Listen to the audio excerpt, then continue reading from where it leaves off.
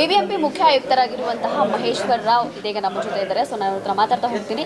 Sir, ಇವತ್ತು ಸಾರ್ವಜನಿಕರ ಕುಂದುಕೊರತೆ ಸಭೆ ಮಾಡಿದ್ದೀರಾ, ಒಂದಷ್ಟು ಚರ್ಚೆ ಮಾಡಿದ್ದೀರಾ, ಏನೆಲ್ಲ ಸಮಸ್ಯೆಗಳು ಹೇಳಿದ್ದಾರೆ, ಅದರ ಜೊತೆಗೆ ಹೇಗೆಲ್ಲ ಇದನ್ನು ನಿಭಾಯಿಸ್ತೀರಾ, ಹೇಗೆಲ್ಲ ಆಲಿಸ್ತೀರಾ ಅಂತ?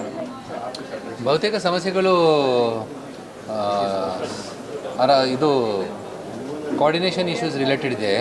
ಕೆಲವು ಜಾಗದಲ್ಲಿ ಅವ್ರು ಏನು ಹೇಳ್ತಾ ಇದ್ದಾರೆ, ಕಸ ಸರಿಯಾಗಿ ತಗೊಳ್ತಾ ಇಲ್ಲ ಅಥವಾ ಚರಂಡಿ ಸರಿಯಾಗಿ ಕ್ಲಿಯರ್ ಮಾಡಿಲ್ಲ.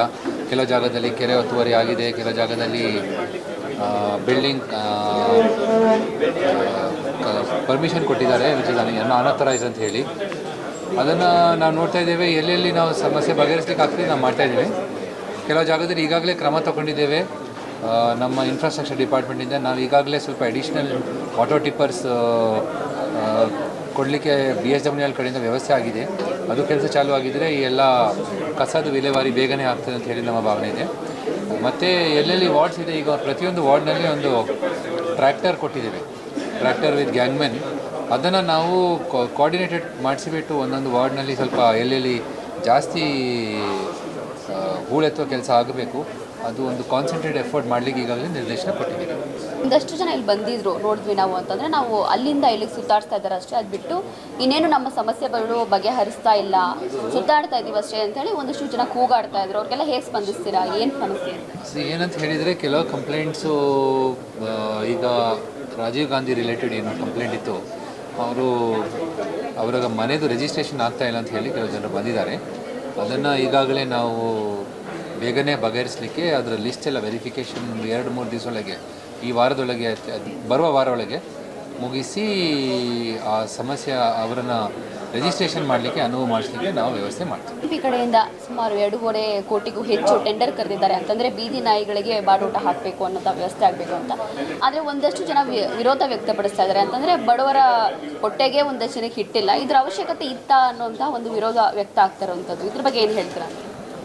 ನಾವು ನಮ್ಮ ಪಾಲಿಸಿ ಏನಂತ ಹೇಳಿಬಿಟ್ರೆ, ಆ್ಯನಿಮಲ್ ABC ಪಾಲಿಸಿ ನಾವು ಮೇಂಟೈನ್ ಮಾಡ್ತಿದ್ದೇವೆ, ಆ್ಯನಿಮಲ್ ಬರ್ತ್ ಕಂಟ್ರೋಲ್. ಪ್ಲಸ್ ಅದರ ಪ್ರಕಾರ ಮ್ಯಾನೇಜ್ಮೆಂಟ್ ನಮ್ಮ ಏನು ಈ ರೂಲ್ಸ್ ಇದೆ ಅದರ ಆಧಾರದ ಮೇಲೆ ಕ್ರಮ ತಗೊಳ್ಬೇಕು.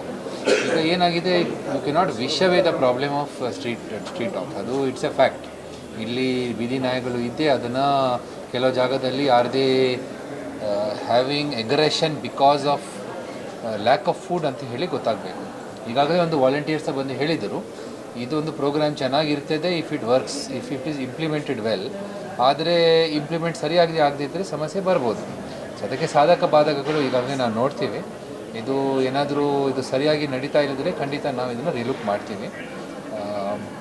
ಐಡಿಯಾ ಏನಿತ್ತು ಅಂತ ಹೇಳಿದರೆ, ಫೀಡಿಂಗ್ ಸ್ಪಾಟ್ಸ್ ಕೊಟ್ಟರೆ ಈ ಆ್ಯನಿಮಲ್ಸ್ ಇದು ಎಗ್ರೆಷನ್ ಕಡಿಮೆ ಆಗ್ತದೆ.